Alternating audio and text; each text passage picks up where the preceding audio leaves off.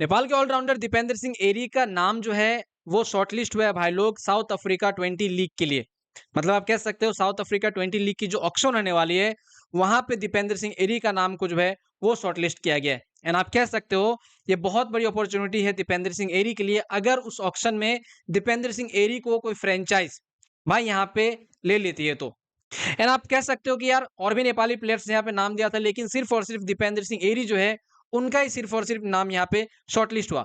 हालांकि भाई लोग देखो आप लोगों को मैं इजिली तरीके से समझा दूं जैसे इंडिया में आईपीएल होता है, नेपाल में नेपाल प्रीमियर लीग होता है, वैसे साउथ अफ्रीका की भी जो है वो अपनी लीग है जिसका नाम है SA20। मतलब ये हर साल होती है। एंड अगर आप देखो तो आईपीएल में जो जो फ्रेंचाइज है उनकी सिस्टर फ्रेंचाइज जो है आपको साउथ अफ्रीका की 20 जो लीग जो है वहां पे देखने को मिलेगी जिसमें दरबान सुपर जायंट नाम के जो है वो फ्रेंचाइज है। उसके अलावा अगर आप देखो तो सनराइजर ईस्टर्न केप जो है वो आपको देखने को मिलेगा, एमआई केप टाउन जो है वो देखने को मिलेगा। तो ओवरऑल कह सकते हो कि आईपीएल की जो जो फ्रेंचाइज है उनकी सिस्टर फ्रेंचाइज आपको साउथ अफ्रीका T20 जो लीग होती है वहां पे देखने को मिलती है।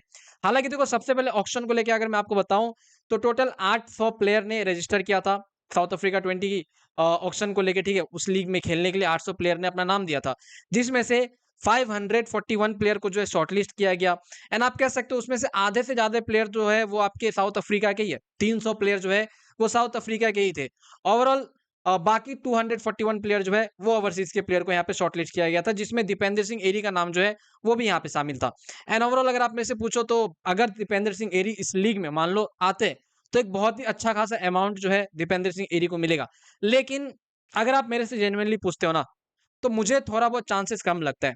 और ये मैं इसलिए कह रहा हूँ क्योंकि एक तो देखो दीपेंद्र सिंह एरी की रीसेंट परफॉर्मेंस जो है अगर आप देखोगे तो उतना कुछ खास नहीं रहा था।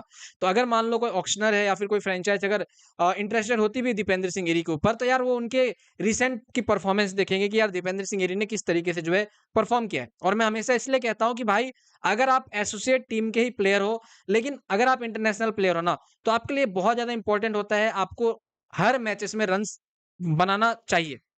एंड ओवरऑल ये इसलिए जरूरी होती है क्योंकि दुनिया भर में जहां भी लीग चलती है आप देखो वो प्लेयर्स की डिमांड होती है। एंड अगर आप मान लो अच्छा खेलते हो आपको कोई ना कोई लीग की फ्रेंचाइज जो है वो ले ही लेगी। तो यहाँ पे दीपेंद्र सिंह एरी के लिए बुरा लग रहा है कि उन्होंने रिसेंट में रन्स वगैरह जो है उतने नहीं बनाए।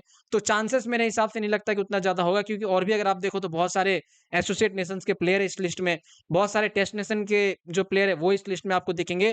तो ओवरऑल कह सकते हो कि यार कंपटीशन बहुत ज्यादा हाई है।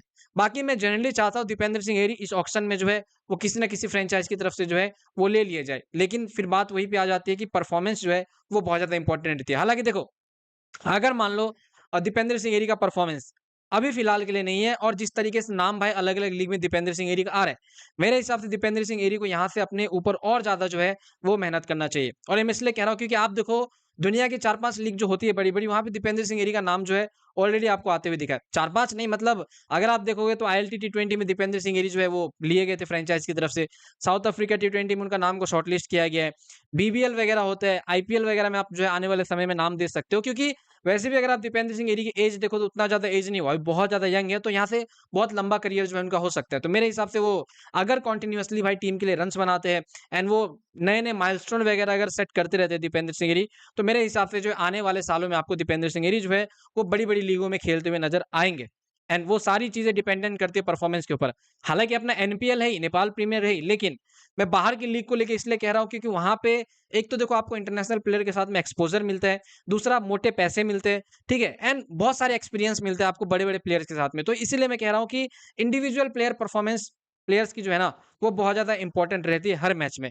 और ये मैं नेपाल के सारे प्लेयर को लेकर जो है वो कह रहा हूँ क्योंकि आने वाले टाइम पे क्रिकेट की ग्रोथ आपको होते हुए ही दिखेगी, ये लीग मैचेस का ग्रोथ आपको होते हुए ही दिखेगा, ये घटने वाला नहीं है। तो एज अ इंडिविजुअल प्लेयर जो है वो मेरे हिसाब से यहाँ पे आने वाले टाइम के लिए अपने आप को प्रिपेयर कर सकते हैं। बाकी आपको क्या लगता है दीपेंद्र सिंह गिरी को लिया जाएगा किसी फ्रेंचाइज की तरफ से या नहीं लिया जाएगा? नीचे कमेंट सेक्शन में मेरे को जरूर बताना आप लोग।